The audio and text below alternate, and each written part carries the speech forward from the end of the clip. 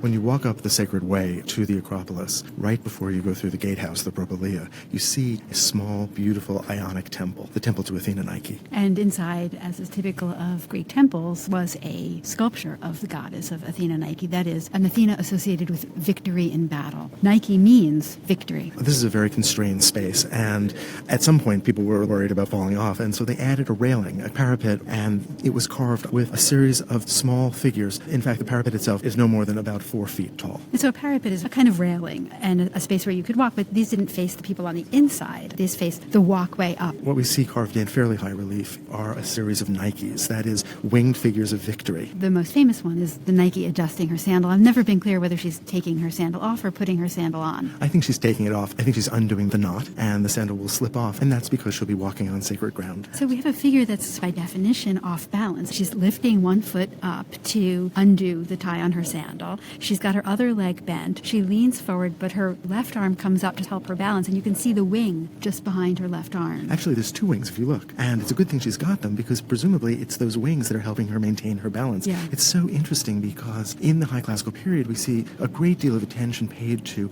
making figures seem relaxed and even and balanced, and yet here we have somebody, as you said, that is inherently awkward. So if you think, for example, back to the Doryphorus, the quintessential classical sculpture, there is a sense of one side of the body balancing the other in contrapposto. And you're right, here we have an intentional interest in a form that's out of balance. Now this dates to about 410, and so we're on the other side of the century, and we can see that the artist has taken the classical handling of the relationship between the body and the drapery and accentuated it. And by the classical treatment of the drapery, you're referring to the style of Phidias, whose work we see in the sculptures of the Parthenon, where we have drapery that clings to the forms of the body and creates very intricate folds. But not quite this revealing. No. This is among the most erotic works of art that we find on the Acropolis. In the figures in the Parthenon, for example, the pediment sculptures, we see the drapery following the forms of the body and cascading around it. You can see that especially in the so-called 3 goddesses. Exactly. But here, there's a sense of that drapery being transparent, where we can really see the nude body underneath. Well, look at the way her left thigh is exposed, her breasts are exposed,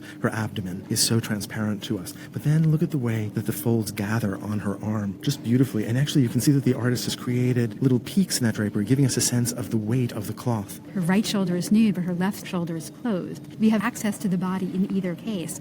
And then we see what art historians call chain folds, as though if you imagine holding up a chain, the way that it drapes and falls down with the pull of gravity, drawing attention with the shadows there to the space between her legs. There's clear eroticism here. The Nike adjusting her sandal is only one of many panels along the parapet. In another panel, we see 2 Nikes, or Nikai, coaxing an animal to sacrifice. And in other panels, we see Nike figures who are offering trophies to a military victory. So all of this within the context of the Acropolis, within the context of the Parthenon, the importance of military victories, and not long after, not only the victory over the Persians, but also the very destructive war with Sparta, the Peloponnesian War. Right, and Sparta being Athens' longtime nemesis.